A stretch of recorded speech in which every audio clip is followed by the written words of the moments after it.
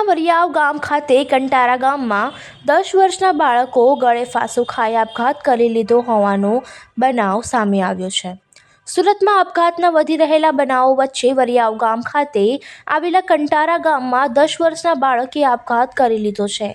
ખેત મજૂર ભાલાભાઈ રાઠોડના 4 સંતાનો, જેમાં મોટો દીકરો સુરાગ રાઠોડ, કેતન રાઠોડ, કિશુ રાઠોડ અને 3 વર્ષીય પુત્ર ખુશી રાઠોડ છે અને તેઓના 4 સંતાનોમાં 10 વર્ષના પુત્ર કેતન રાઠોડે પતંગ ચગાવવા માટે નાના ભાઈ કિશુ પાસે દોરી માંગતા ન આપતા માઠું લાગી આવતા ગળે ફાંસો ખાઈ આપઘાત કરી લીધો હતો।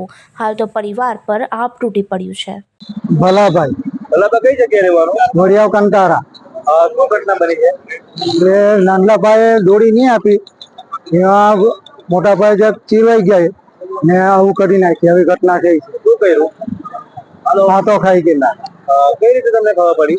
એ છોકરી અંદર ડબ્બો લેવા ગઈ હતી, પછી બગાડા ખાઈને નાથી ઘરમાંથી તો ભાઈ લટકી ગયા એમ કીધું। એટલે બાજુમાં પેલી બાઈ રહી છે, એ બાઈ એને પેલા છોડાઈ ગયો જીવ બચાવવા માટે ને પછી અમને કોલ કર્યો।